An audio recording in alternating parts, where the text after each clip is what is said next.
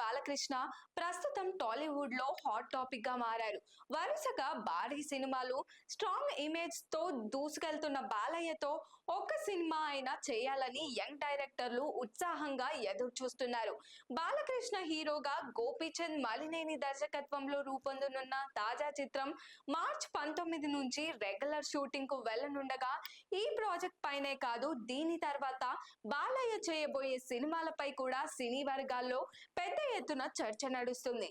ప్రస్తుతం గోపీచంద్ మలినేని ఈ స్క్రిప్ట్ ను మరింత బలంగా తీర్చిదిద్దే పనిలో ఉన్నారు. యాక్షన్ డ్రామాకు ఫ్యామిలీ సెంటిమెంట్ ను జోడించి అన్ని వర్గాల ప్రేక్షకులను ఆకట్టుకునేలా ఈ సినిమా రూపొందనుందని సమాచారం. ఈ చిత్రాన్ని వెంకట్ సతీష్ కిలారు నిర్మిస్తుండగా, బాలయ్య కెరీర్ లో ఇది మరో కీలకమైన ప్రాజెక్ట్ గా మారనుందని అంచనాలు ఉన్నాయి. ఈ సినిమా పూర్తయిన వెంటనే బాలకృష్ణ తదుపరి ప్రాజెక్ట్ ఏదన్నదే ఇప్పుడు ఇండస్ట్రీలో హాట్ డిబేట్ గా మారింది. ఇప్పటికే పలువురు దర్శకుల పేర్లు బాలయ్య చుట్టూ గట్టిగా వినిపిస్తున్నాయి. మలయాళ హిట్ మూవీ మార్కోతో గుర్తింపు తెచ్చుకున్న హనీఫ్ అదేని దర్శకత్వంలో ప్రముఖ నిర్మాత దిల్ రాజ్ ఓ సినిమాను ప్లాన్ చేస్తున్నారని టాక్. అలాగే కమర్షియల్ సినిమాలకు కేర్ ఆఫ్ అడ్రస్ గా నిలిచిన హరీష్ శంకర్ కూడా బాలయ్య కోసం ఓ పవర్ఫుల్ కథను సిద్ధం చేస్తున్నారని వినికిడి. ఇదే క్రమంలో బ్రోచే వారెవర్రా అంటే సుందరానికి వంటి విభిన్నమైన సినిమాలతో ప్రశంసలు పొందిన వివేక్ ఆత్రేయ బాలకృష్ణ కోసం ప్రత్యేకంగా ఓ సబ్జెక్ట్ రెడీ చేశారని, దానిని మైత్రి మూవీ మేకర్స్ నిర్మించే అవకాశం ఉందని వార్తలు చక్కర్లు కొడుతుంది. ఇలా బాలయ్య చుట్టూ ఒకేసారి నలుగురు దర్శకుల పేర్లు సందడి చేస్తుండడం విశేషం.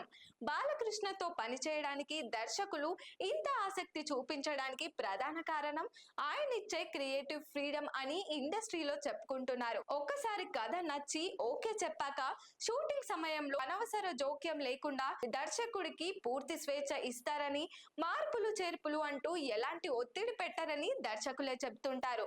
అందుకే బాలయ్యతో సినిమా అంటే దర్శకులకు ఒక రకమైన నమ్మకం, ధైర్యం ఉంటుందని అంటారు. ప్రస్తుతం బాలకృష్ణ గోపీచంద్ మలినేని కాంబినేషన్ లో తెరకెక్కుతున్న సినిమా అటు హీరోకి ఇటు దర్శకుడికి చాలా కీలకంగా మారింది.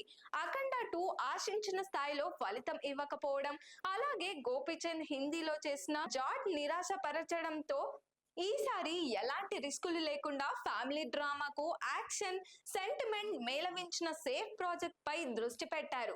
విఎఫ్ఎక్స్ వర్క్ ఎక్కువగా లేకపోవడంతో షూటింగ్ వేగంగా పూర్తి చేసి దసరా కానుకగా సినిమాను విడుదల చేయాలని మేకర్స్ భావిస్తున్నారు.